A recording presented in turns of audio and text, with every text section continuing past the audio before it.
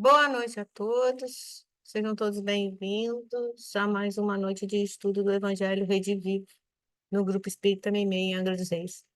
E para darmos início, nós vamos ler a página inicial do livro Fonte Viva, de Francisco Cândido Xavier, pelo Espírito Emmanuel, item 74. Quando a luz, o amor do Cristo nos constrange. Paulo, na segunda carta aos Coríntios, capítulo 5, versículo 14.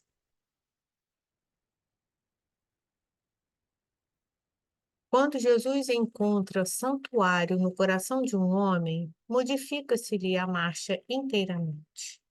Não há mais lugar dentro dele para a adoração improdutiva, para a crença sem obras, para a fé inoperante.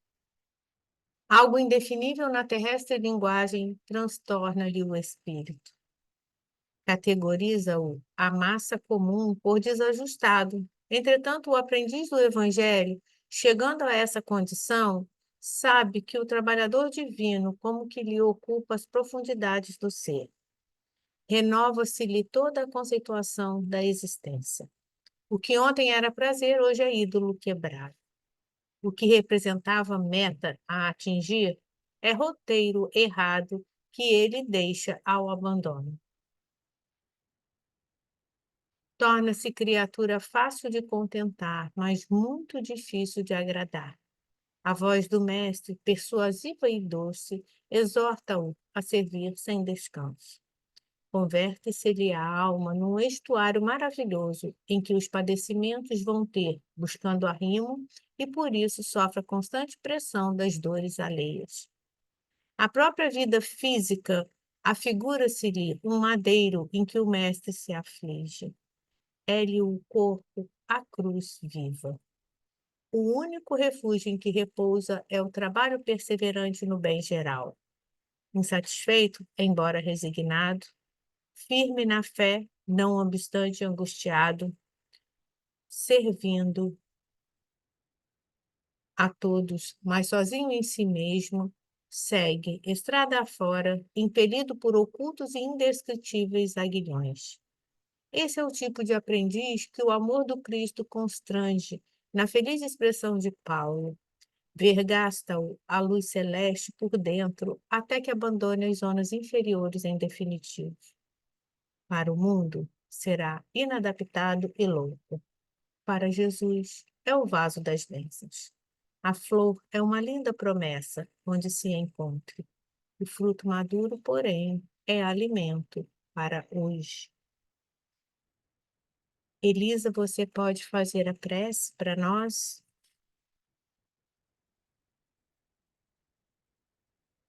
Posso. Nesse momento, vamos elevar o nosso pensamento a Deus. Pai, de infinita bondade e misericórdia, Jesus, nosso mestre, Meimei, nossa mentora. Agradecido, Senhor, estamos por essa oportunidade de estarmos aqui hoje reunidos. Nesse estudo do Evangelho Redivivo, para que nós possamos relembrar, aprender, assimilar, meditar. E assim, Pai, mais fortes na nossa fé, colocarmos em prática o seu Evangelho. Que nossa reunião transcorra em paz, tranquilidade, e todos aqueles que não puderem estar aqui conosco possam ser banhados também por essas bênçãos. Que a Geórgia seja intuída a nos fornecer os elementos com mais fácil assimilabilidade para todo mundo. E assim, iniciamos o estudo da noite, por graças a Deus. Obrigada, Elisa. Então, nós vamos hoje estudar o tema 44 do Evangelho Redivivo 2, né? Que ficou ao encargo da Geórgia. Então, Geórgia, a palavra é sua. Bom, boa noite a todos.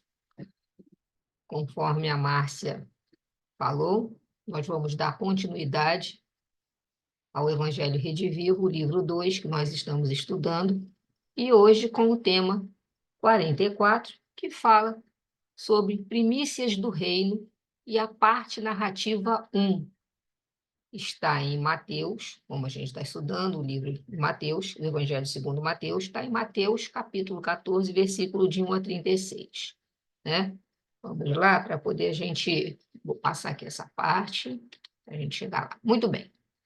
Primeiramente, a gente vai entender um pouco esse conceito, né? Essa palavra, esse jogo de palavras. Primícias do reino. E aí, vamos prestar atenção nessa frase aí, que está em Êxodo, do Antigo Testamento, capítulo 23, versículo 19, para ver se a gente tem noção do que seja essa palavra, primícias. As primícias dos frutos da tua terra trarás à casa do Senhor teu Deus. Então, o que seria primícias do reino, né? Bom, primeiramente, primícias. Primícia é sinônimo de começo, de início, prelúdio, primórdio, primeiro. Então, a primeira parte de algo que deve ser reservada a Deus, como está escrito aí em Êxodo. As primícias dos frutos da tua terra trarás à casa do Senhor teu Deus. E por que do reino, né? Por que do reino? Porque se a gente parar para pensar, todas as 7 parábolas que já estudamos iniciam da mesma forma. O reino dos céus é semelhante a... Tem a parábola do semeador, o joio e o trigo, o grão de mostarda, fermento, o tesouro escondido e a pérola e a rede.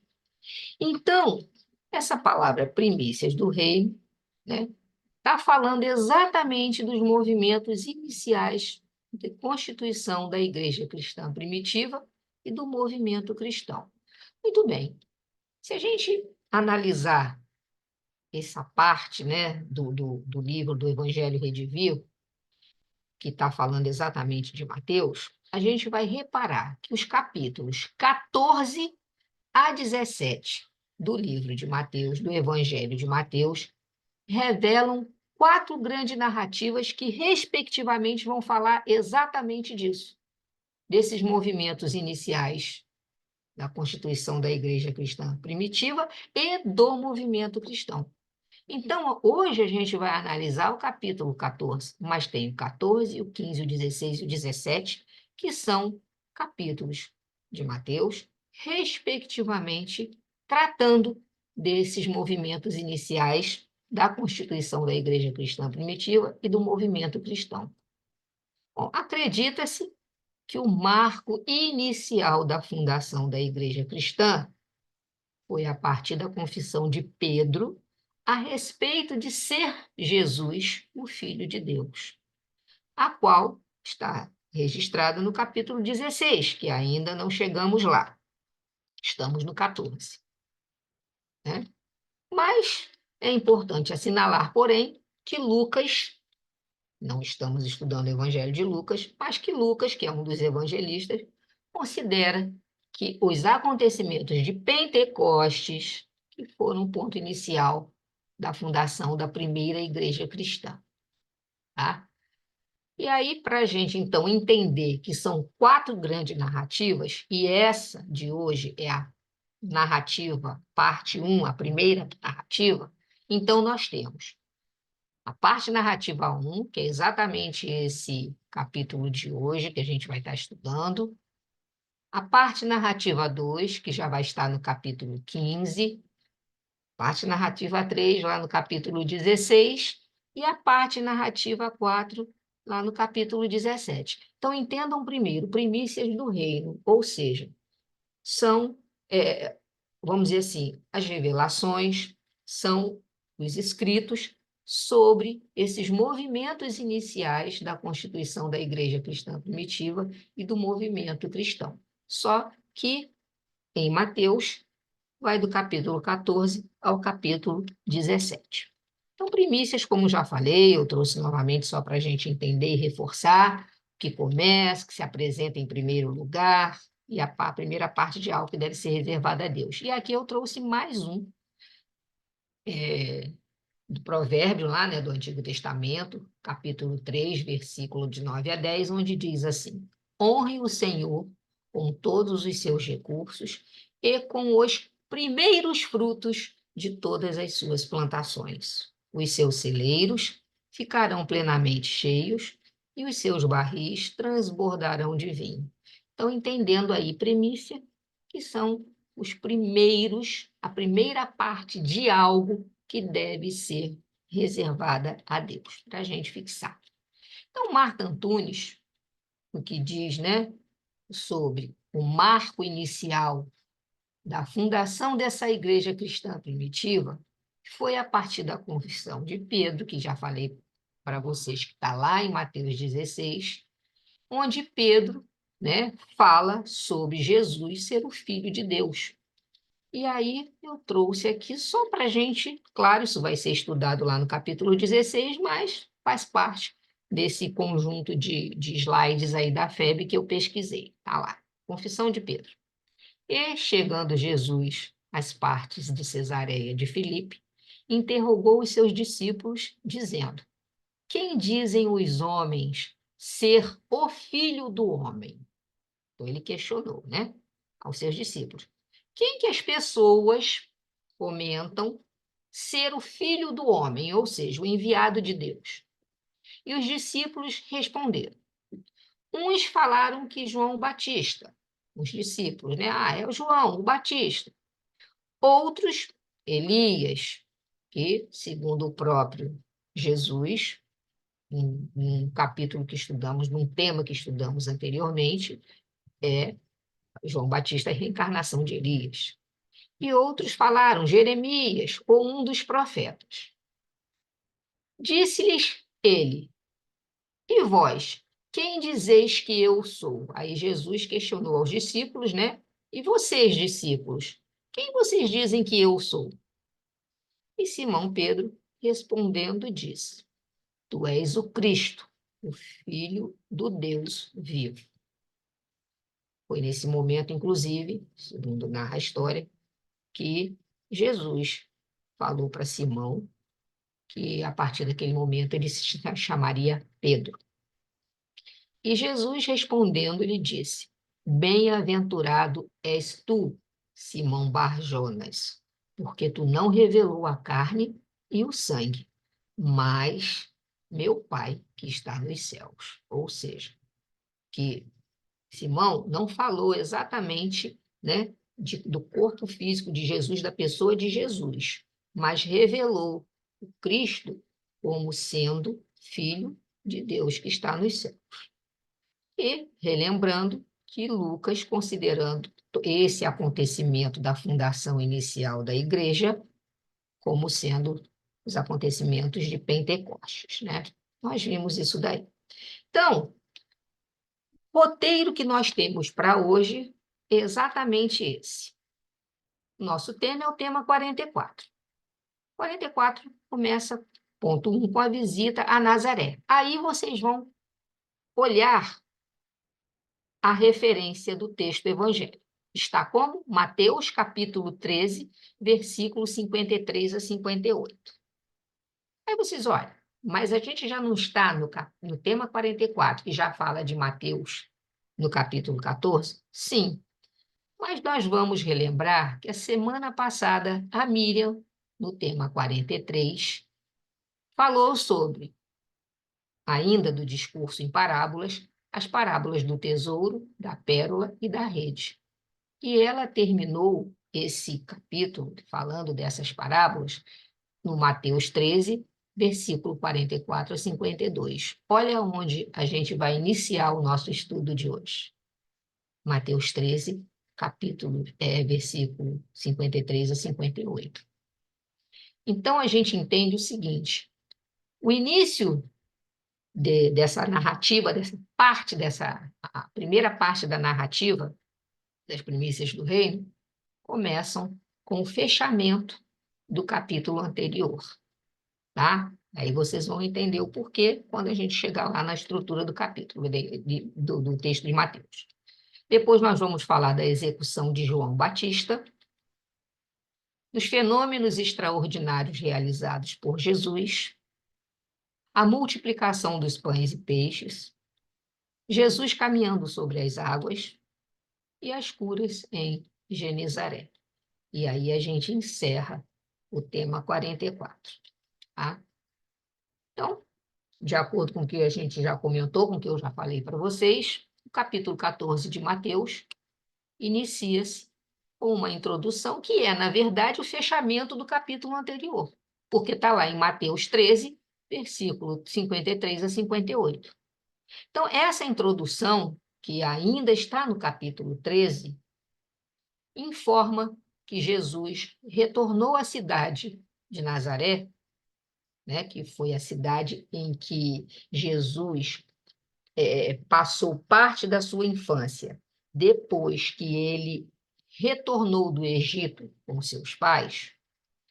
Ele tem a oportunidade em que aproveita para pregar o evangelho do reino e realizar fatos considerados milagrosos. Então, quando ele encerrou lá, discurso em parábolas, ele retornou a Nazaré, onde ele passou a sua infância toda. E aproveita a oportunidade de estar em Nazaré para pregar o evangelho e realizar os fatos que, né, foram considerados milagrosos. Na Bíblia, os textos bíblicos consideram como milagrosos. E o fechamento desse referido capítulo, que é justamente o 13, relata outra visita de Jesus à cidade de Genezaré, tá? Só a título de conhecimento. Então, vamos ao texto. E a gente vai observar nesse texto, que é esse Mateus 13, 53 a 58, como eu falei para vocês, que era o fechamento do capítulo anterior, com esse retorno de Jesus a Nazaré, nós vamos observar que a pregação de Jesus em Nazaré, ela sofre um preconceito social muito grande, né? Ou seja, grande parte daqueles ouvintes, daqueles que, inclusive, presenciaram os feitos milagrosos, os ditos milagres, agiram de uma maneira contrária aos ensinamentos de Jesus. Ou seja, houve um preconceito muito grande com Jesus sendo daquele local, né, onde passou praticamente a sua infância com seus pais, a sua grande parte da sua vida, ele foi recebido de uma maneira contrária, inclusive, do que ele esperava, né? Não que Jesus não tivesse capacidade de estar ali naquele momento entendendo tudo aquilo que estava acontecendo. Então diz aí, a visita a Nazaré. Mateus 13, capítulo 50, versículos 53 a 58. Quando Jesus acabou de proferir essas parábolas, partiu dali e, dirigindo-se, essas parábolas que foram citadas pela Miriam no tema anterior, partiu dali e, dirigindo-se para a sua pátria, pôs-se a ensinar as pessoas que estavam na sinagoga, de tal sorte que elas se maravilhavam e diziam: de onde lhe vem essa sabedoria e esses milagres? Não é ele o filho do carpinteiro? Não se chama a mãe dele Maria e os seus irmãos Tiago, José, Simão e Judas? E as suas irmãs não vivem todas entre nós? De onde então lhe vêm todas essas coisas? E se escandalizavam dele. Mas Jesus lhes disse: não há profeta sem honra.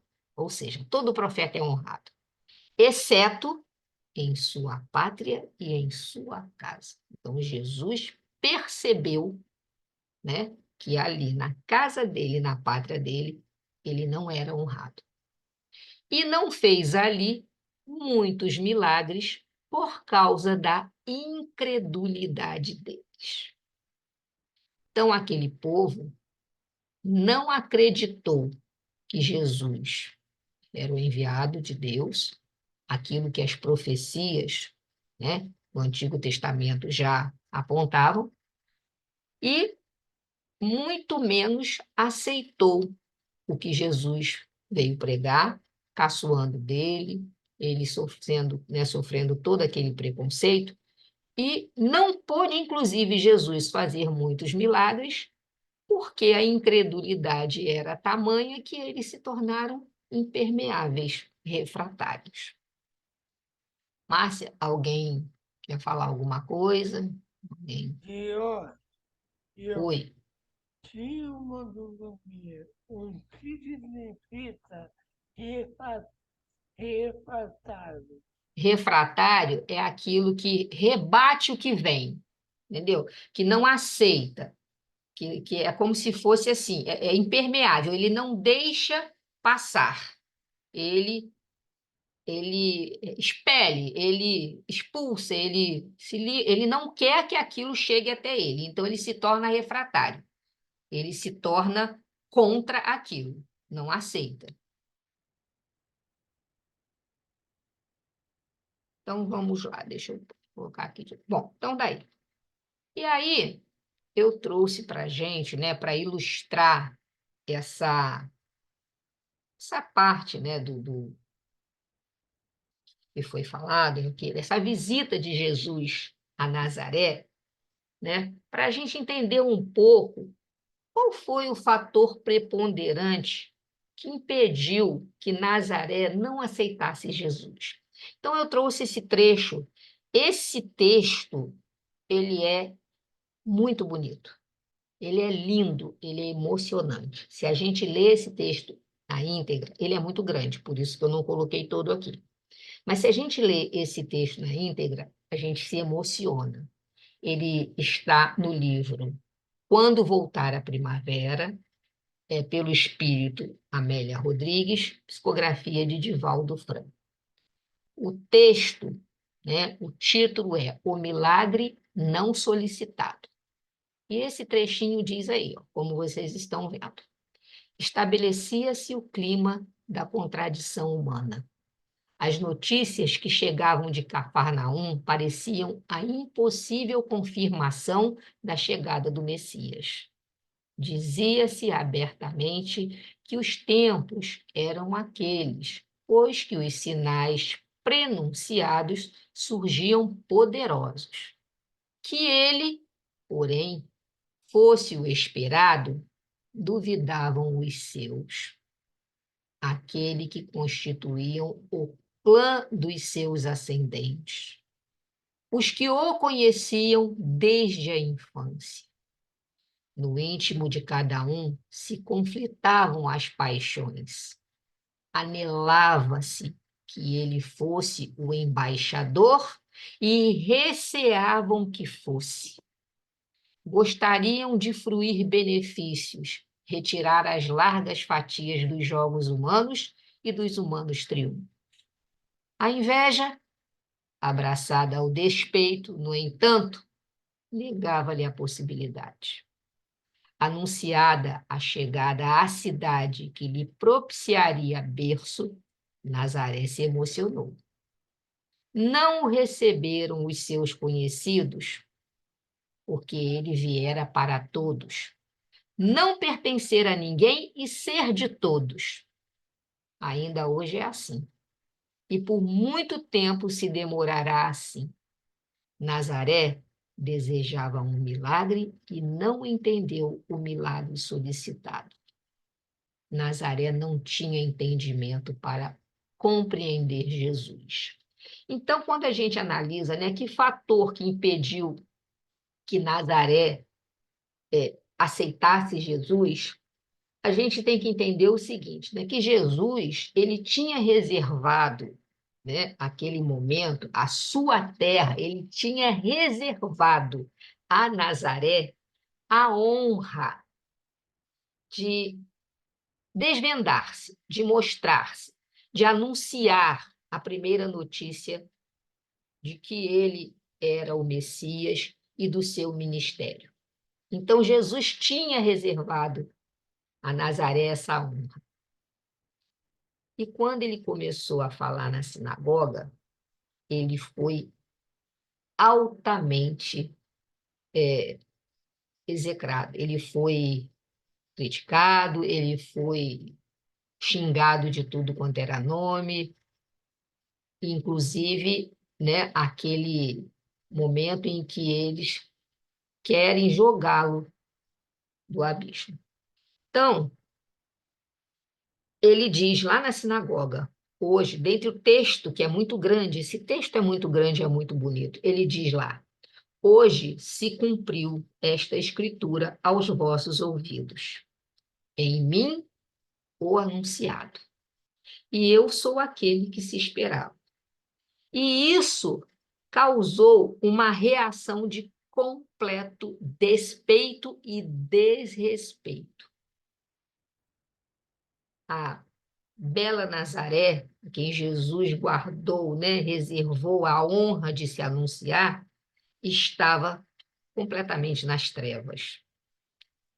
E quando eles chegam ao ponto de condenar Jesus e dizer que iam atirá-lo ao abismo, e levaram Jesus até o abismo, nesse momento, né, eles foram dominados pelo poderoso magnetismo de Jesus, porque Jesus sabia que não era aquele momento ali que ele ainda tinha coisas a fazer, ele ainda tinha mais, né?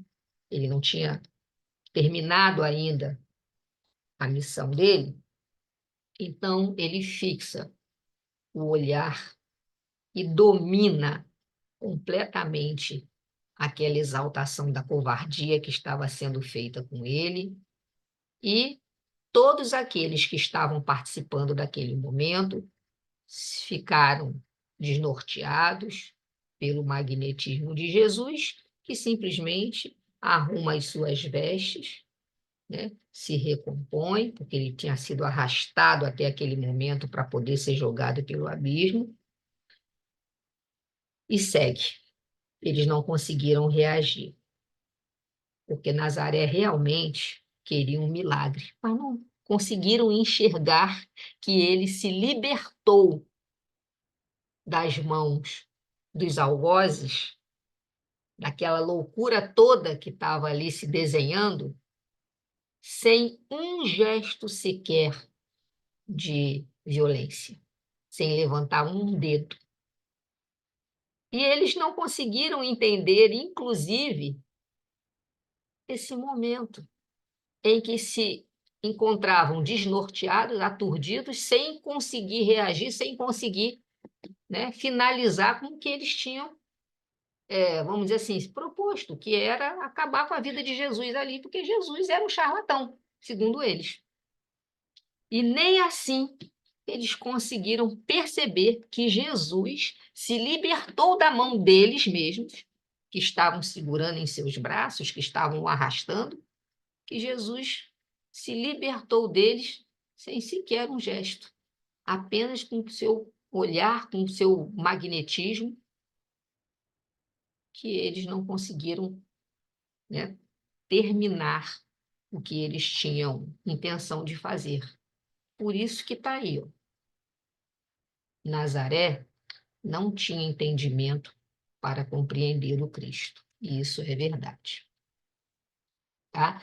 Então tá aí, ó. Por que que o povo de Nazaré criticava Jesus? Vamos ver algumas situações. Reconheceram que Jesus não era uma pessoa comum, mas hesitaram por demais em aceitar a sua autoridade. E certamente poucos o aceitaram como Messias, que cumpriu todas as profecias do Antigo Testamento. A ideia de um personagem tão importante pudesse sair de uma vila tão pequena jamais foi aceita por seus habitantes. Daí a gente começa a entender de que, por mais que Jesus fizesse Por mais que Jesus exemplificasse e provasse que ele não estava destruindo as leis de Moisés, eles não conseguiam aceitar pelo fato de Jesus ser simples, ser humilde, né? Por isto que eles indagavam, de onde lhe vem esta sabedoria e poderes miraculosos? Então, eles reconheciam essa autoridade de Jesus, reconheciam essa inteligência, reconheciam os poderes de Jesus, mas ainda questionavam. Jesus não recebera instrução nas escolas rabínicas, não nascera em família importante, não estava relacionado a personagens importantes entre as autoridades políticas ou religiosas e nem exercia nenhuma influência que pudesse fazer dele o quê? Um personagem de vulto, um personagem importante de destaque, segundo a visão daqueles que estavam ali naquele momento.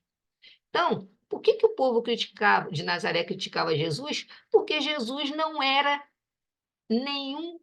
nenhuma autoridade, nenhum personagem de vulto que merecesse ser o Messias. Porque, né, na concepção de cada um, o enviado de Deus teria que ser alguém poderoso, alguém de família muito nobre, alguém de descendência, né, que tivesse entre as autoridades políticas ou religiosas, e Jesus era filho de um carpinteiro, que inclusive isso eles colocavam, né? Filho de um carpinteiro, Geórgia, um como? carpinteiro Oi. nascido na Galiléia e Nazaré, né? Que era uma Que eram vila, era lugares, um né? lugar ermo, né? Exatamente.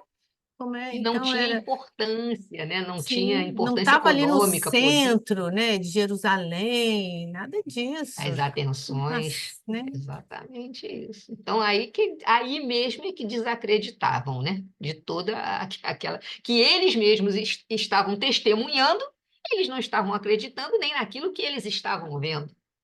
Quer dizer, não foi apenas Jesus pregar. Jesus pregava, exemplificava, vivia, fazia as curas, e eles viam, acompanhavam, mas não conseguiram acreditar em seus próprios olhos. Então, dado o conhecimento de sua origem, de sua família e de sua educação, os nazarenos se perguntaram como teria ele, Jesus, conseguido tamanho conhecimento, tamanha cultura, e de que modo teria obtido aqueles poderes de dominar a natureza como eles haviam presenciado. Dessa maneira, a não ser alguns enfermos, a quem curou com seus passes de imposição de mãos, nada mais pôde fazer pela falta de fé dos compatriotas. Olha aí ó, o que eu havia falado, né? Como é que eles se tornaram refratários, ou seja, na verdade, não conseguiam receber o benefício porque estavam impermeáveis. Olha, sem a receptividade indispensável da fé, que é a substância da coisa desejada. Está lá em Hebreus, capítulo 11, versículo 1. E, portanto, forma o vácuo que atrai os fluidos magnéticos, ou seja, sem a fé, né, que vai permitir a atração dos fluidos magnéticos para promover aquela cura, promover, né, seja lá o que fosse a proposta de Jesus, qualquer irradiação se perde no ar, não adere, escorrega pela superfície sem conseguir penetrar na criatura, qual ocorre com a água numa superfície impermeabilizada. Ou seja, quando a gente pega, por exemplo, um plástico e joga água, a água dessa, ela escorre pelo aquele plástico, mas ela não penetra, ela não molha o outro lado, ela não passa. Ela já visto aí, né? Quando está chovendo, a gente tiver um bom guarda-chuva, a gente não se molha, porque aquele tecido é impermeável, a chuva bate, deixa, passa, né? Escorre por toda aquela superfície do guarda-chuva. Então, pouco Jesus pôde fazer lá em Nazaré por falta de fé dos compatriotas, porque, né, o fluido magnético não conseguia penetrar em criaturas refratárias, em criaturas resistentes. Aí, ó, Hebreus capítulo 11, versículo 1 diz assim: Ora, a fé é a certeza daquilo que esperamos e a prova das coisas que não vemos.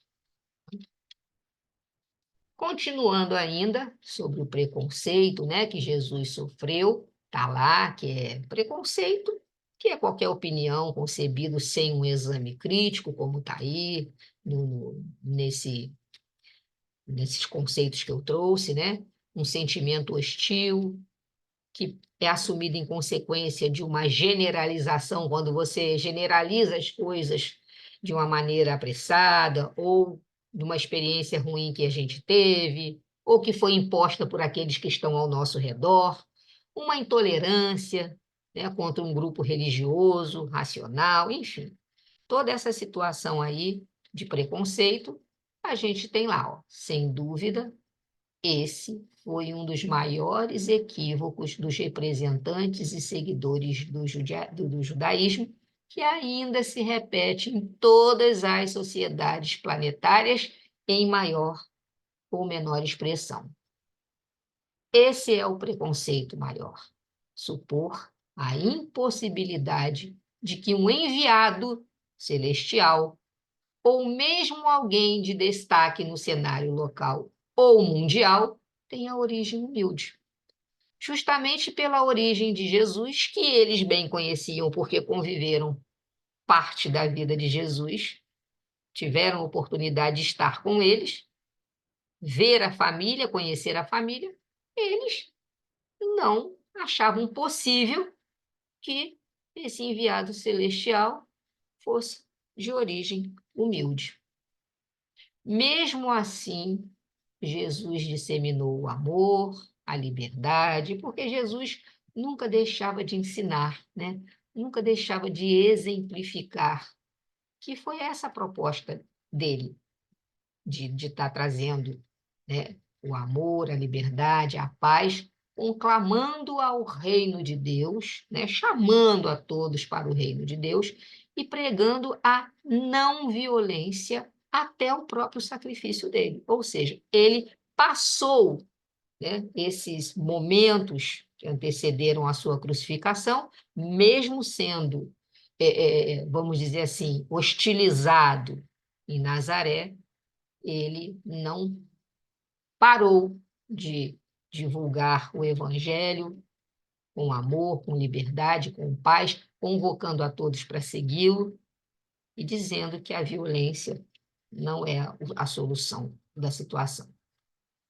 Então, ele sintetizava os objetivos da vida naquela frase que a gente sempre fala: amor a Deus sobre todas as coisas e ao próximo como a si mesmo.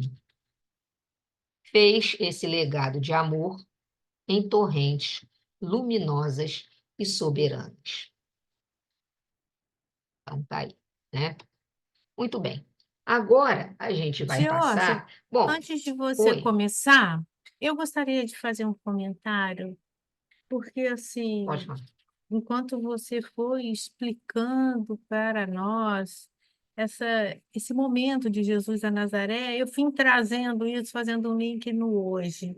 Como nós, hoje, né, nos comportaríamos perante a vinda de alguém que tivesse uma classe Humilde, social inferior, né? Qual seria? A gente iria se importar com o conteúdo que ele traria? Ou não? boa Ficaríamos pergunta, boa reflexão. fixados, não é? Fixados na condição socioeconômica, ou sexual, ou de raça, sei lá, não é? É Dada a verdade, nossa é verdade. inferioridade ainda, enquanto espíritos, num processo evolutivo, passados 2024 anos, será que Será que o nós nosso teríamos comportamento seria comportamento seria diferente? diferente dos nazarenos? Porque é É muito boa fácil a gente olhar pergunta. agora e E até criticar aqueles recriminar, que lá atrás. mas passados 2000 anos, Tipo assim, pô, eles não reconheciam Jesus, pois é, mas como a gente assim? hoje, será que reconheceria, né? Sim, não é? Então, É assim, é uma verdade. reflexão muito, muito profunda para nós fazermos em relação ao que a gente julga, o que preconceitos que a gente tem de outras É religiões verdade. ou, né, de outras filosofias, seitas, não importa o nome que a gente dê. É uma reflexão muito boa para É nós, e muito verdade. atual, né? É verdade. E muito Muito atual. atual, é muito boa, porque a gente está falando de um tempo que a gente hoje já conhece na história. Sim, Hoje a gente já sabe quem é Jesus, mas na época eles não sabiam, né? ele E era aí um filho de carpinteiro que nasceu em Nazaré, era o que a uma vila informação que da eles tinham, Galileia. justamente Era na, isso. Como é justamente que ele ali se acha, né? De onde que ele aprendeu isso tudo? Tem é diploma? verdade. Hoje a gente perguntaria, foi para qual É, faculdade? cadê? Estudou Tem onde? É mestrado? verdade. Doutorado? Né? Doutorado, PhD? Então, PhD, não é? Será que a gente estaria diferente? É Para pensar. verdade. É. Boa reflexão, verdade mesmo. Bom, e agora realmente a gente inicia o capítulo 14, né? Entendendo essa parte que Jesus voltou a Nazaré e aconteceu essa situação, agora a gente inicia o capítulo 14, que até então João Batista ainda estava vivo. Só para a gente se situar, eu trouxe aí rapidamente, já vou passar para vocês, a questão de Herodes, né? Por que que eu sublinhei aí no texto de Mateus a palavra Herodes, Herodíades, a filha de Herodíades, que é Salomé, aí não foi colocado, Mateus não fez referência ao nome dela, mas a gente vai ver que é Salomé. A gente, né, realmente entrando agora no capítulo 14, nós vamos fazer a leitura desse texto de Mateus, mas vamos relembrar de Herodes, um personagem marcante nesse capítulo, tá? Tanto na vida de João como na vida de Jesus. Mas não é Herodes o Grande, não. Nós vamos ver essa diferença aí, é o filho dele. Tá? Então a gente sabe que Herodes, o pai, o grande, aquele que foi responsável pelo massacre das crianças recém-nascidas, né, por causa na ocasião do nascimento de Jesus, ele casou-se muito, muitas mulheres, ele teve muitos filhos. Mas apenas alguns filhos dele são citados e 3 foram considerados tetrarcas por causa da divisão do reino. A gente vai entender isso daí, tá? Então vamos lá. Diz o texto aí, de Mateus.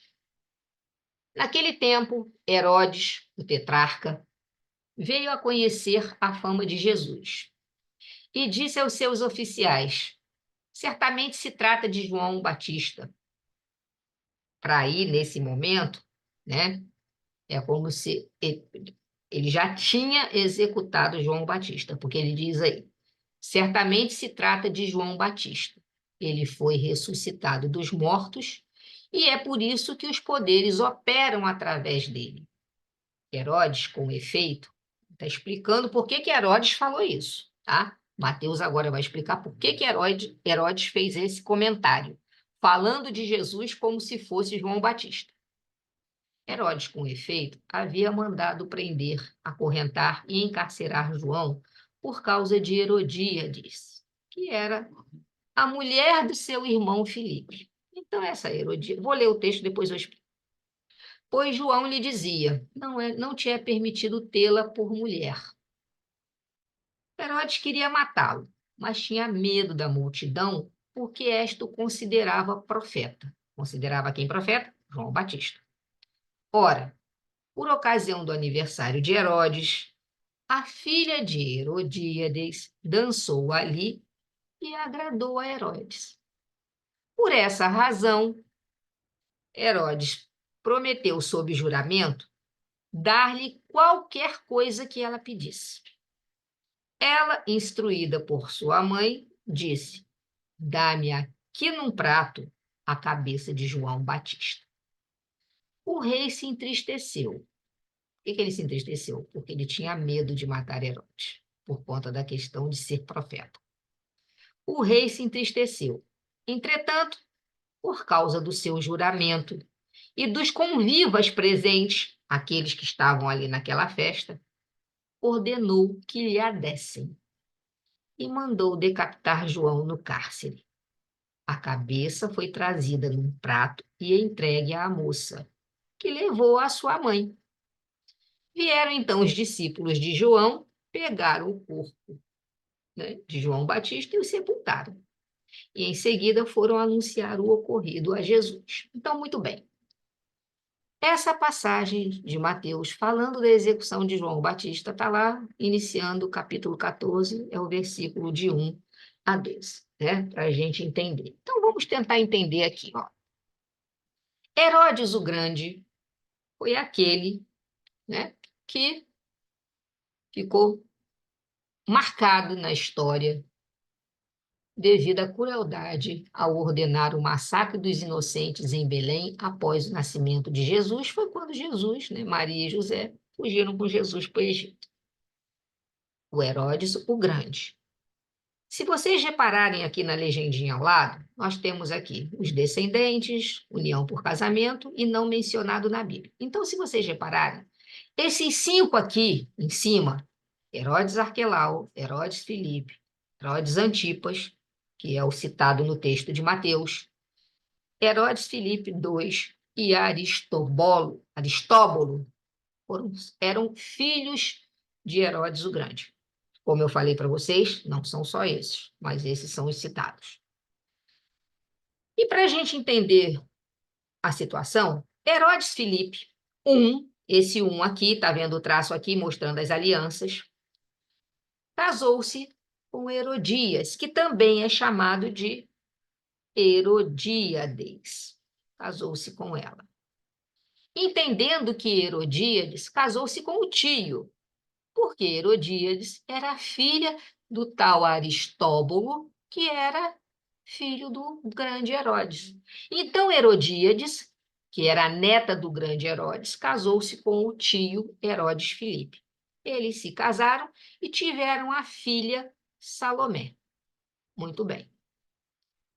Quando Herodes Antipas, que é esse que está circulado em vermelho, irmão do Filipe I, filho de Herodes o Grande. Quando ele foi a Roma visitar o irmão, ele se encantou com a esposa do irmão, com Herodias, ou Herodíades.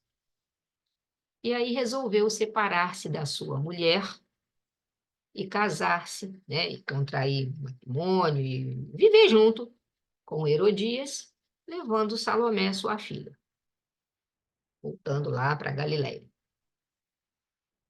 E por que a gente está citando isso? E por que isso tem a ver com a execução de João Batista, que foi citado aí em cima?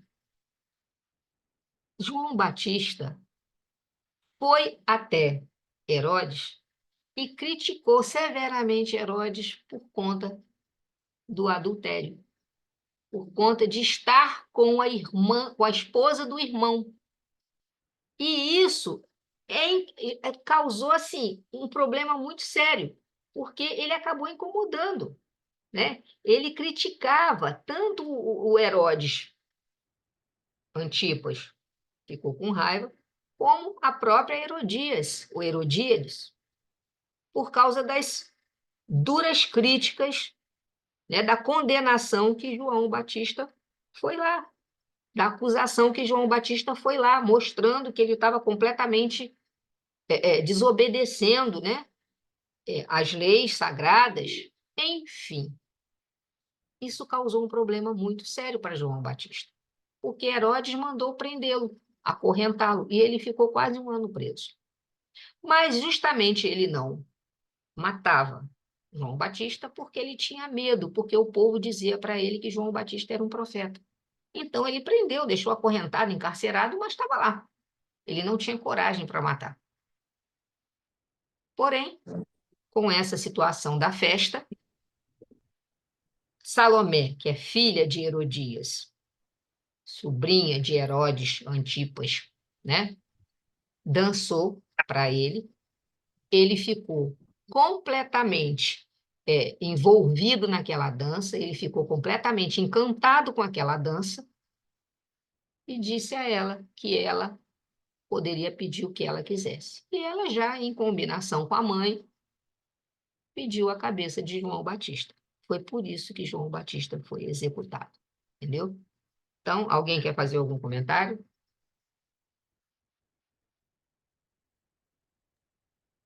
Ninguém, não, Ninguém? pronto. Então, assim, para vocês entenderem essa trama, né? Que se desenhou lá na parte lá. Está falando, né? Justamente isso.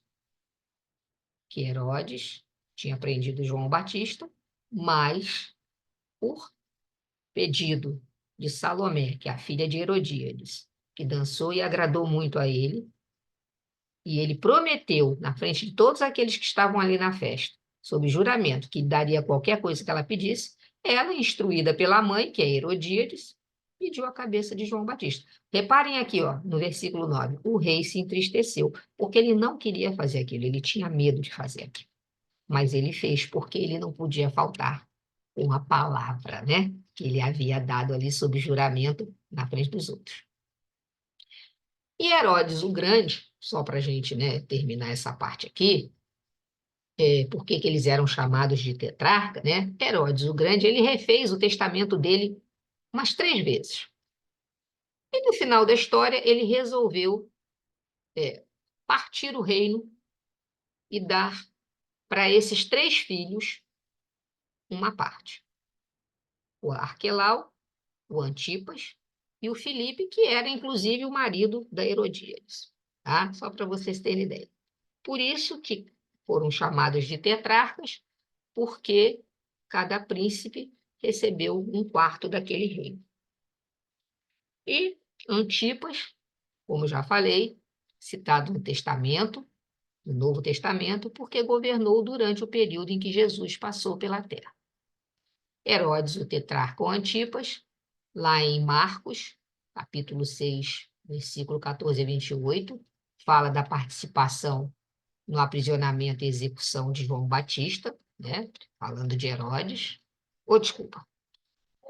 Lucas 23, versículo 7, fala do breve encontro que Herodes teve com Jesus, quando o Senhor lhe foi enviado por Pilatos para ser julgado, e aí vai fazer parte de uma outra narrativa, mas é para a gente entender.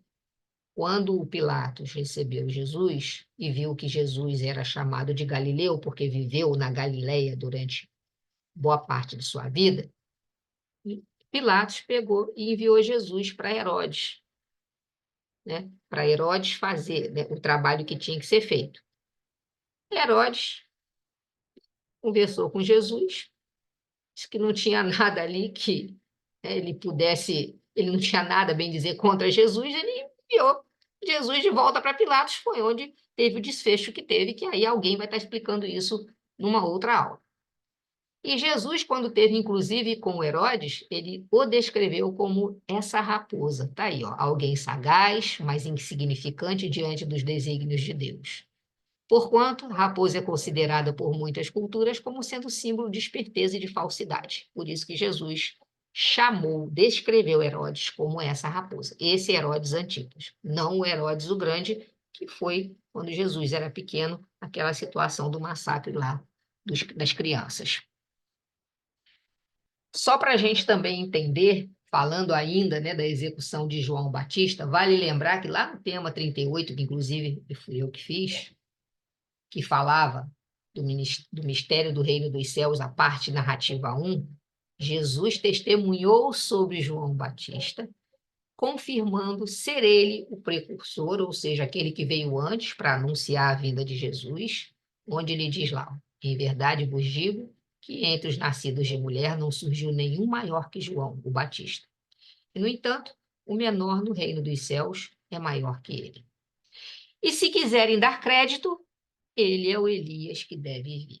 Então, ali Jesus não só falou da grandiosidade, né, da importância de João Batista, como disse dele ser a reencarnação de Elias. Então, Jesus não só deu testemunho da elevação espiritual de João, mas confirmou que ele era o precursor do advento e a reencarnação de Elias. Por que eu toquei nesse assunto? Porque eu achei desses slides do Evangelho Redivivo da FEB isso aqui. causa e efeito, falando exatamente o porquê da decapitação aí do João Batista, né? A decapitação de João Batista foi o resultado kármico de sua ação. Isso aí é slide do Evangelho Redivivo, tá, gente? Da Federação Espírita. Quando João Batista se manifestava na personalidade de Elias, o tesbita, leia-se. Aí tá as referências, né, do Antigo Testamento. Agarrai os profetas de Baal, aí a gente está, né, lembrar. Quem era Baal? Baal era um deus que era cultuado por aquele povo lá.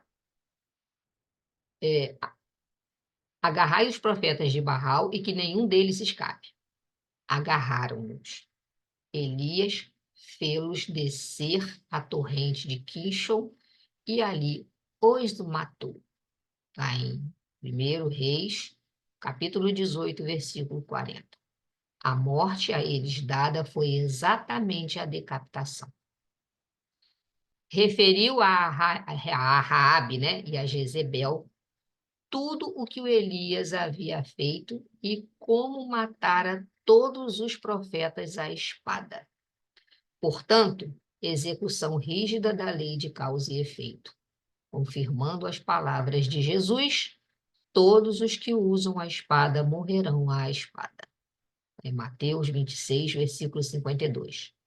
Não nos esqueçamos de que essa lei é afirmada em mais de 30 lugares do Antigo e Novo Testamentos, sobretudo com a fórmula: a cada um será dado conforme suas obras.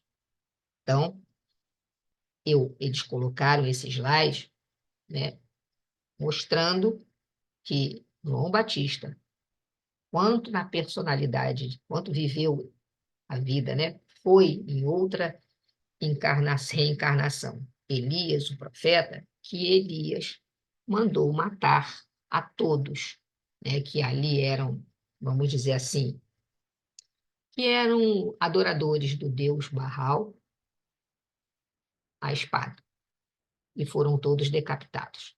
Tá? Querem falar alguma coisa? Márcia, quer fazer algum Jorge, comentário? Oi, boa noite. boa noite. Eu estou aqui tentando me situar no tempo, tá? Porque eu não tenho estudo do Antigo Testamento. Elias foi antes ou depois de Moisés? Elias foi no ano 870, 853 a.C.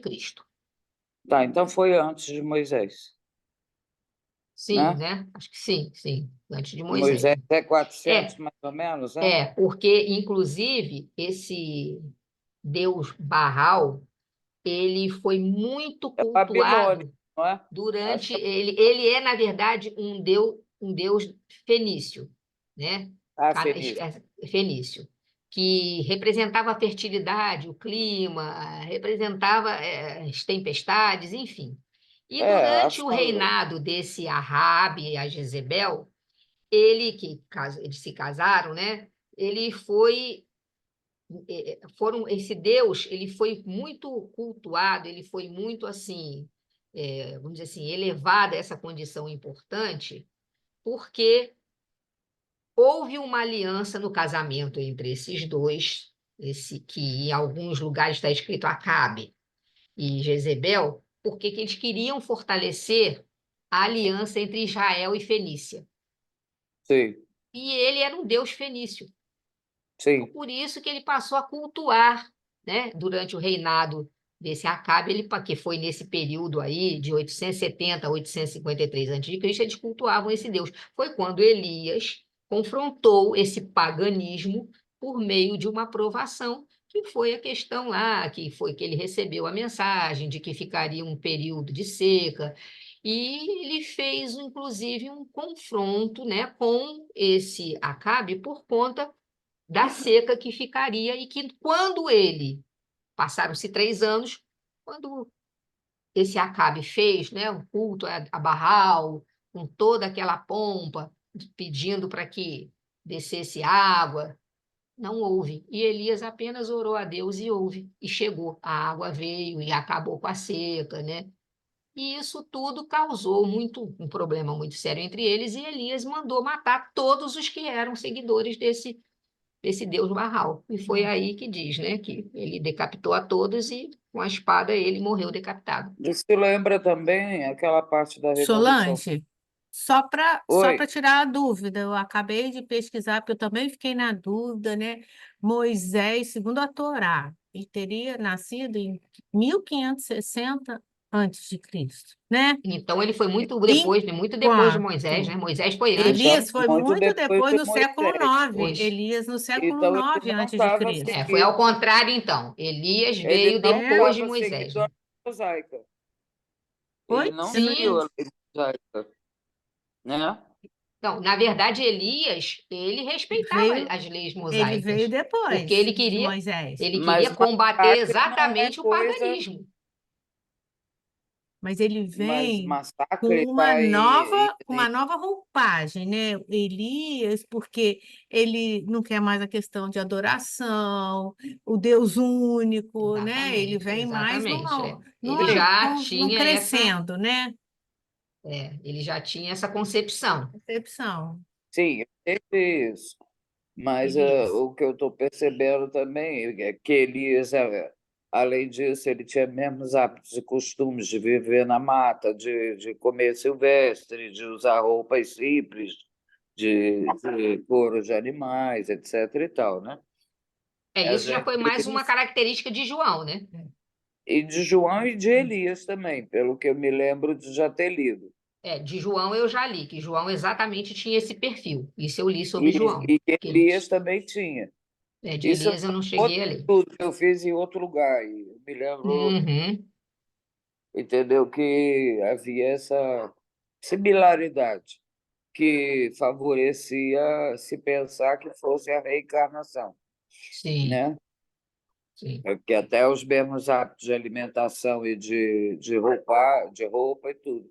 Eles Mas tinham, né? Moisés não mandava massacrar povos inteiros. Foi uma chacina, na verdade, né? Foram muitos mortos por decapitação por ordem de Elias. Sim, entendi. Tá? Está me lembrando o massacre sangrento da França, né? Dos huguenotes. Noite de São Sim. Bartolomeu, né? É a noite de São Bartolomeu, exatamente. Entendeu? Uhum. Onde eles fazem aquele acordo, como a princesa era huguenote, eles matam todo mundo, né? Ou o príncipe era huguenote, né? E aí Eles matam todo fazem a mundo. justiça com as próprias mãos, né? É, exatamente. Georgia, para você se Oi. organizar, são 8 horas, tá? Se você achar que não dá tempo de fechar o assunto, sem problemas, tá? Só Tá. fecha Então vamos né? Só fecha os temas, assim, só para não ficar nada, porque semana que vem nós temos um solto, né? convidado, É outra pessoa, né? Você Tá? entendi. Então vamos lá. Olha só. E aí a gente entra, né, nessa situação, né? Qual significado podemos destacar sobre os personagens envolvidos na execução de João Batista? De João Batista. Muito bem. Salomé representa a futilidade do mundo. Herodes e a mãe de Salomé, o convencionalismo político e o interesse particular. João era a verdade, e a verdade, na sua tarefa de aperfeiçoamento, dilacera e magoa, deixando-se levar aos sacrifícios extremos. João Batista foi a voz clamante do deserto. A pregação de João Batista era contundente, desagradando a muitos. Revelava um temperamento ardente, apaixonado, como a dor que precede as poderosas manifestações da luz no íntimo dos corações. Ela recebe o bloco de mármore bruto e lhe trabalha as asperezas, para que a obra do amor surja em sua pureza divina. João Batista foi a voz clamante do deserto. João Batista representa o empenho necessário para a reeducação espiritual. E como estamos agindo pela nossa? Operário da primeira hora, ele é o símbolo rude da verdade que arranca as mais fortes raízes do mundo para que o reino de Deus prevaleça nos corações. Lembra aí, por que está aí o símbolo rude da verdade? Porque ele foi confrontar Herodes naquilo que Herodes havia feito, em ter contraído o matrimônio com a esposa do irmão. Exprimindo a austera, não só sobre isso, né, mas eu estou dando um exemplo aqui. Exprimindo a austera disciplina que antecede a espontaneidade do amor, a luta para que se desfaçam as sombras do caminho. João é o primeiro sinal do cristão ativo em guerra com as próprias imperfeições de seu mundo interior, a fim de estabelecerem em si mesmo o santuário de sua realização com o Cristo.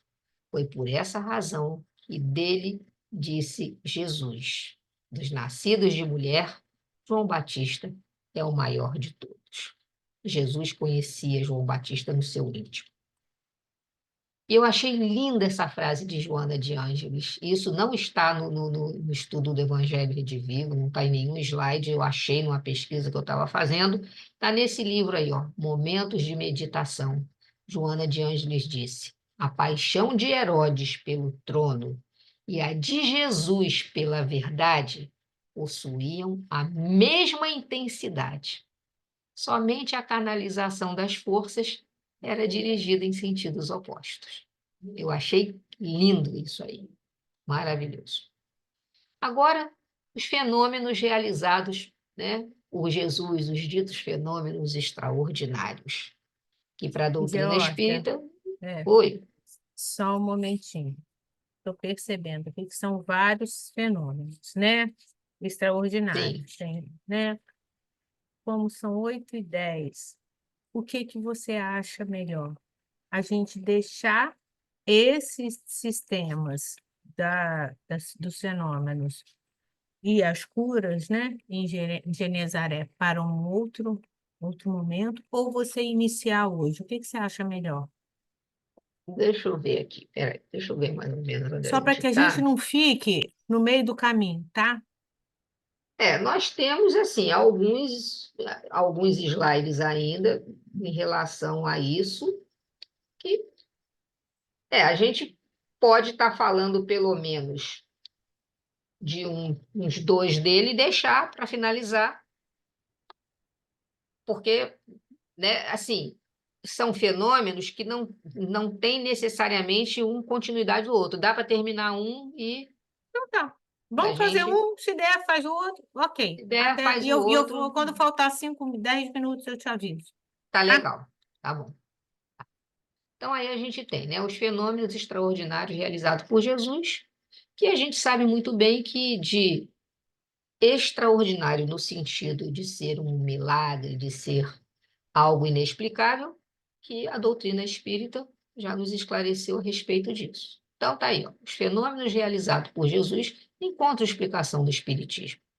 E aí, nessa sequência, a gente vai ver a multiplicação dos pães e peixes, Jesus caminhando sobre as águas e as curas do Messias em Genezaré, né? Fatos espirituais que tocam as inteligências e os corações suscetíveis às grandezas do Evangelho.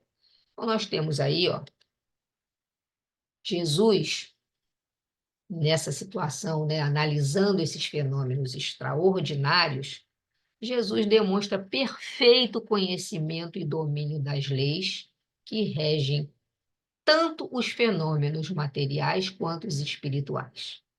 Dentre eles, o magnetismo, os fluidos, as transformações da matéria, ou seja, Jesus tinha conhecimento exatamente daquilo que estava fazendo. E a passagem da multiplicação dos pães e peixes, exatamente essa, né? Começando aí o versículo 13, Jesus, ouvindo isso, partiu dali de barco para um lugar deserto, afastado. Assim que as multidões o souberam, vieram das cidades, seguindo-o a pé. Assim que desembarcou, viu uma grande multidão e, tomado de compaixão, curou os doentes. Chegada a tarde, aproximaram-se dele os seus discípulos, dizendo: o lugar é deserto e a hora já está avançada. Despede as multidões para que vão aos povoados comprar alimento para si. Ou seja, manda para que eles sigam, para que eles possam ir buscar alimento, comprar alimento. Mas Jesus lhes disse: não é preciso que vão embora. Dai-lhes vós mesmos de comer. Aos que os discípulos responderam: só temos aqui 5 pães e 2 peixes. Disse Jesus: trazei-os aqui, ou seja, traz aqui a mim esses 5 pães e esses 2 peixes. E, tendo mandado que as multidões se acomodassem na grama, tomou os 5 pães e os 2 peixes, elevou os olhos ao céu e pronunciou a bênção. Em seguida, partindo os pães, deu-os aos discípulos e os discípulos às multidões. Todos comeram e ficaram saciados e ainda recolheram 12 cestos cheios de pedaços que sobraram. Ou seja, era uma multidão e de 5 pães e 2 peixes, todos comeram de maneira satisfatória, além até do que precisavam, e ainda sobraram 12 cestos que foram distribuídos. Ora, os que comeram eram cerca de 5.000 homens, sem contar mulheres e crianças. Então, né, nesse trecho, a gente percebe que Jesus, com o poder, não só de, vamos dizer assim, de movimentar, de manipular os fluidos, ele supostamente fez a multiplicação, porque há uma outra corrente que diz que Jesus fez isso de uma outra maneira, não necessariamente com pães e peixes, né, com alimento físico, mas que alimentou a todos. Então, a gente tem aí, ó, o Espiritismo apresenta explicações e pode-se pensar em materialização dos alimentos necessária para alimentar a multidão faminta e que esse fato é totalmente plausível, se assim foi, né? Pois leva-se em conta a irrestrita capacidade de doação fluídico-magnética do mestre. Então, Jesus sabia exatamente manipular os elementos do ambiente, os elementos da natureza, para que, com a sua capacidade, sua doação fluídica e com seu magnetismo, reproduzir aquela quantidade de pães e peixes. Fibonacci nos esclarece que há 2 aspectos nessa passagem: o material e o espiritual. O primeiro, o fato pertence ao gênero dos fenômenos de efeitos físicos. E, nas sessões espíritas de efeitos físicos, já se tem observado a formação de objeto pelos espíritos com auxílio dos médiuns. Desculpa. Então, tá aí, ó. Transfiguração de Jesus demonstra a grandiosidade do seu espírito. Jesus estava aqui, foi cerca de 40 dias antes da sua crucificação. Jesus aparece dessa maneira, com Elias e Moisés ao lado, e completamente resplandecente. Esse momento aí foi um dos momentos mais bonitos, né, da aparição de Jesus dessa maneira. Então, pelo lado espiritual, Jesus ordena aos discípulos que satisfaçam o ardente desejo do povo em se instruir nas coisas divinas, porque a gente viu o lado material, que foi providenciar os pães e peixes. E o lado espiritual, né, que estava citado lá também, que foi que Jesus ordenou que os seus discípulos satisfizessem o povo em relação à instrução das coisas divinas, ou seja, instruíssem as pessoas sobre a parte que interessava realmente. Era em busca da palavra de Jesus e pelo conforto espiritual pelo qual o povo o seguia. E os discípulos, que tinham maior conhecimento, estavam em condições de saciarem a fome de saber espiritual da multidão. Mandando que os discípulos dessem de comer ao povo, é como se Jesus lhes dissesse: ensinai a todos o que sabeis e vereis que ficarão fartos.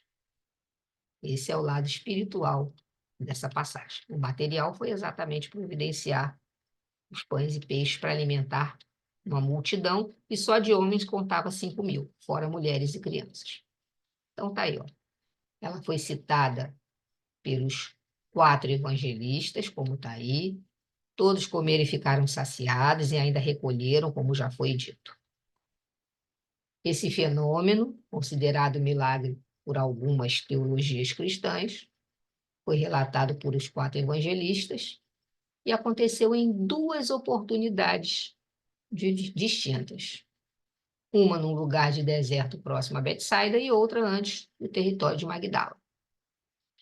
Allan Kardec considera a possibilidade de ter Jesus eliminado a sensação de fome, não por materialização de pães e peixes, mas pela irradiação de suas energias magnéticas sobre a multidão. Entendam aí. O que foi relatado foi a multiplicação, que não é um fato, vamos dizer assim, desconsiderado, porque, né, a gente sabe que pode ocorrer essa materialização mesmo. E Jesus tinha capacidade fluídico-magnética para fazer aquilo. Mas Allan Kardec já considera a possibilidade de Jesus não ter feito aquela multiplicação da maneira como vem nas Escrituras, e sim eliminado a sensação de fome, tá? Pela irradiação das suas energias magnéticas. Isso é interessante. Mas também não podemos esquecer que, em outras oportunidades, Jesus agiu sobre a propriedade da matéria, como aconteceu lá na transformação de água em vinho nas bodas de Caná. Ok? Então, Georgia, é considerando... Oi. interessante, né, que Kardec considera essa possibilidade, mas como está dito ali anteriormente, né, é relatado pelos 4 evangelistas, não é? Isso. Até se João não tivesse nesse Que já era contexto, né, falei, pô, João já entendeu que poderia ser vibracional, né? João Eu vou, sempre estava contrário aos outros 3 no sentido das suas, do que ele relatava, né? porque ele tinha uma visão espiritual, né, diferente dos demais. Mas Kardec ele considera essa possibilidade, eu até consigo entender, dada a capacidade de análise e síntese de Kardec, né, ele considera essa possibilidade, vamos pensar nisso, né? Ele traz... Exatamente, ele não fechou o Não caminho, né? fechou. Então, ó, pode ser que ele não tenha feito realmente a materialização, mas uma irradiação das suas energias saciou a fome, a sensação Sim. de fome, que Jesus tinha capacidade para isso.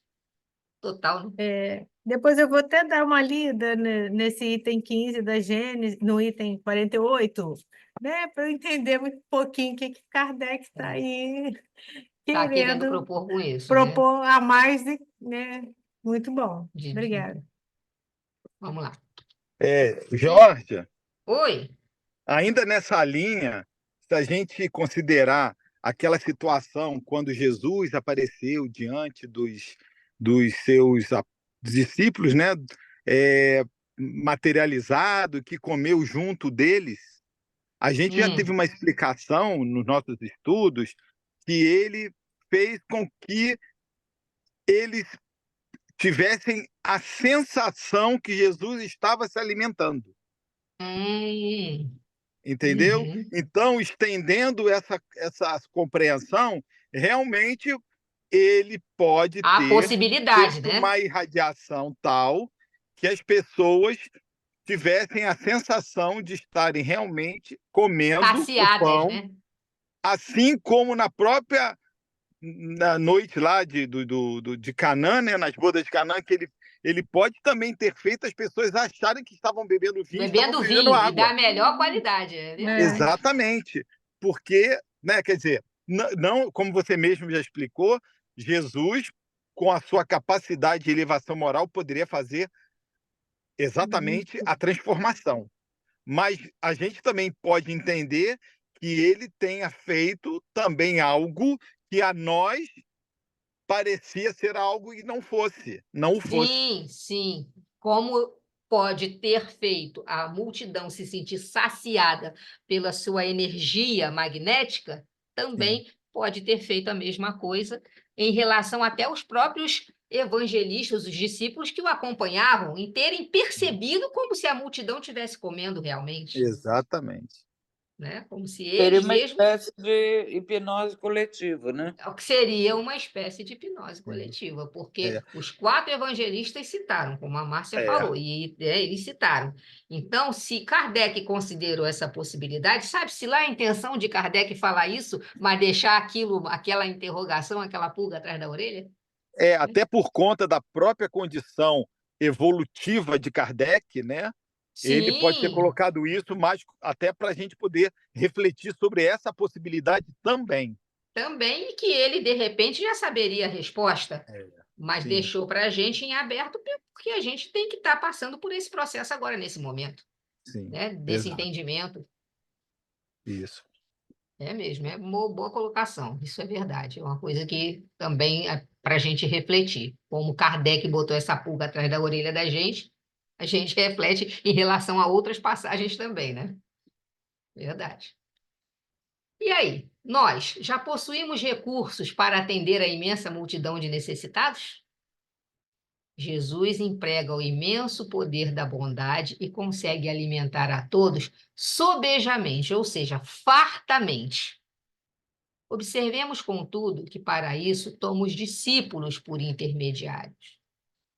Quem identifica a aluvião, ou seja, a enxurrada de males criados por nós mesmos, pelos desvios da vontade, na sucessão de nossas existências sobre a Terra, custa a crer na migalha de bem que possuímos em nós próprios. Entretanto, se o servidor fiel caminha para o Senhor, a migalha de suas luzes é imediatamente suprida pelo milagre da multiplicação. De vez que Jesus, considerando a oferta espontânea, abençoar-lhe-á o patrimônio pequenino, permitindo-lhe nutrir verdadeiras multidões de necessitados.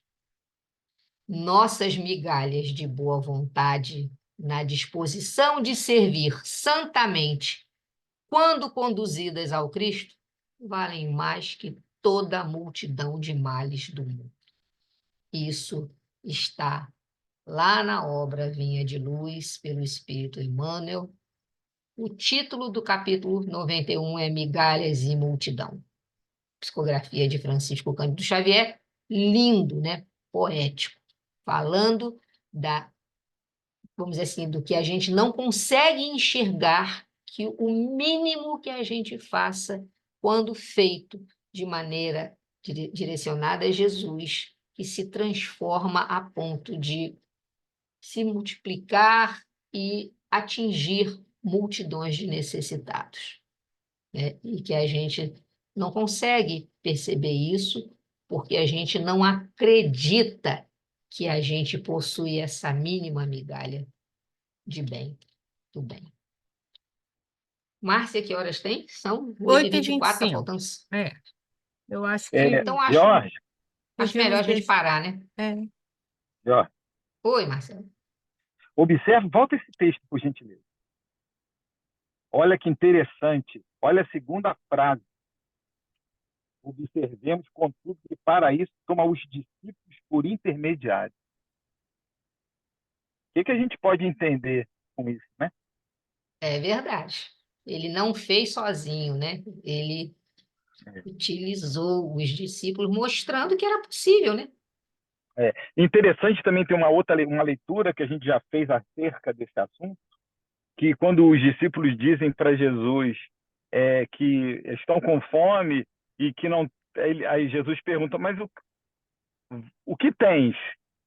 Tipo assim, exigindo deles uma atitude, uma ação no sentido de buscar o que havia de recursos Uma para que proatividade, houvesse né? uma participação, de fato, deles para solucionar o problema, e não somente Jesus, ó, aconteceu Ficar isso, resolve. esperando que Jesus resolva tudo, né? Aham. Jesus chama eles para tomar parte da situação, para A que possam responsabilidade. sentir a responsabilidade, para que possam perceber que, de repente, já é, né, o Jesus caminhando para mostrar para eles: olha, eu não vou ficar aqui. Vocês vão E ter que Jesus, dar continuidade. Jesus fala, né? Dai-lhes vós mesmos de comer. Isso. Essa Sim. coisa do Olha só. intermediário, e E dai-lhes eles vós ainda mesmos. assim, né, não acreditam. Porque dizem assim, mas como que nós vamos fazer isso? A mesma coisa vai acontecer na próxima passagem que a gente vai ver, quando Jesus caminha pelas águas, né? É, E que o próprio Simão duvida. E Duvida. quando ele chama, vem, que ele começa a andar, o medo, a pouca fé faz com que ele afunde. Sobre a Né? Então, isso multiplicação dos assim, pães ainda, Geórgia, eu acho também que vale a gente fazer um parêntese aí, dai-lhes vós mesmos de comer, né? A gente sabe que uma multidão de 5.000 pessoas não se junta ao mesmo tempo, eles foram chegando, né? No decorrer foram do chegando, que Jesus falava. E é muito interessante que Jesus não fala para eles. Você dá de comer só aquele que chegou desde o início e ouviu o sermão todo. Não, dai a Ele inclui todos. Não, ele todos. inclui a todos. E isso é um Ele grande inclui. aprendizado para nós, né? Nas nossas casas espíritas, às vezes, vai tomar a sopa na assistência social, mas primeiro tem que assistir a palestra. Então, é uma reflexão para Não nós é todos, uma né? reflexão, É Quer dizer, para a fome, todos. É para todos, independente da hora que chegou, na independente do primeira, na momento em que segunda, chegaram, né? da hora. Chegaram, né? E tanto É deu que muito ainda bom. sobrou para Ainda distribuir, né? sobrou, verdade. Então, é isso, é muito interessante. A gente É. analisar, como eu falei para você, por acaso, eu já passei, né, quando eu estava assistindo essa terceira temporada aí do The Chosen, eu passei por todos esses episódios.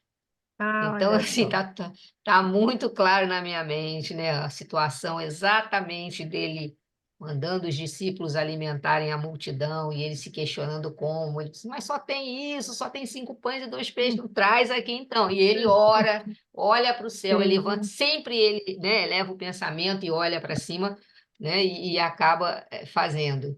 Ou uma questão do Herodes, como eu te falei no início, antes de você começar a gente começar a apresentar, que o episódio que eu assisti, o último, foi exatamente essa dança, essa passagem da execução de João Batista.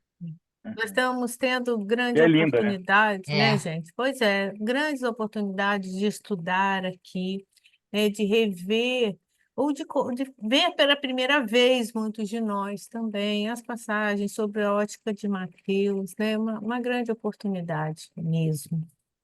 Então, Geórgia, podemos encerrar? Se alguém tem algum comentário? Podemos, né? É só para falar assim, a gente já passou tantas vezes por esses versículos, por esses capítulos, seja em igreja ou não importa a denominação religiosa, em alguma reunião, mas nunca eles apareceram para a gente nesse estudo, através desse estudo que a FEB, não sou eu que estou fazendo, a FEB que fez, e a gente está aproveitando, né?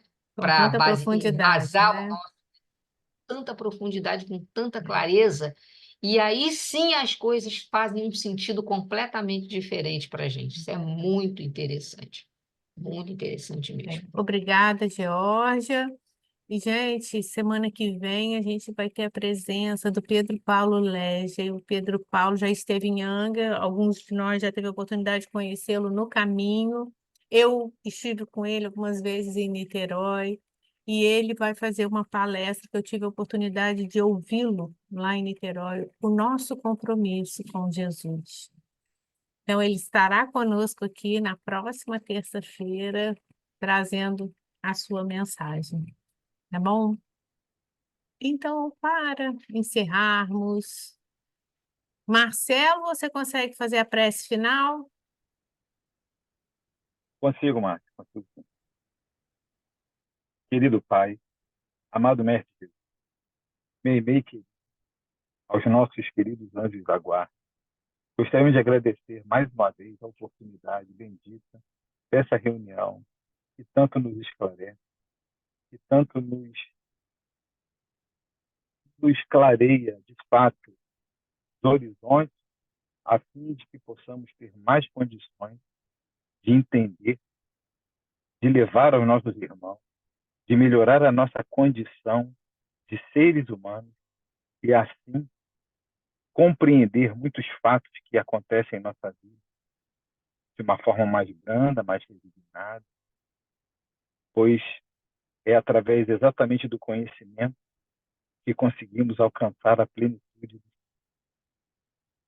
Obrigado, Senhor, por essa oportunidade, por conhecermos essa doutrina, que realmente é um diferencial na vida da criatura que busca compreender a si mesmo. Obrigado, Jesus. Obrigado a todos os amigos aqui. Que assim seja, Pai. Obrigada, Marcelo, George, pela sua preparação para nos ajudar nessa compreensão como facilitadora do entendimento alheio, né? Muito bom, muito obrigada. Boa noite para É todos uma pena que a gente vocês. não conseguiu encerrar hoje, né? Não, mas não tem problema. Como você disse, os temas são bem, né, separados, não não, necessariamente não necessitam vai de uma, atrapalhar. né, não vai dar Não. tudo certo. Muito E obrigada. aqui é o local, né? Aqui é o local Sim. para realmente a gente debater, né? É, exatamente.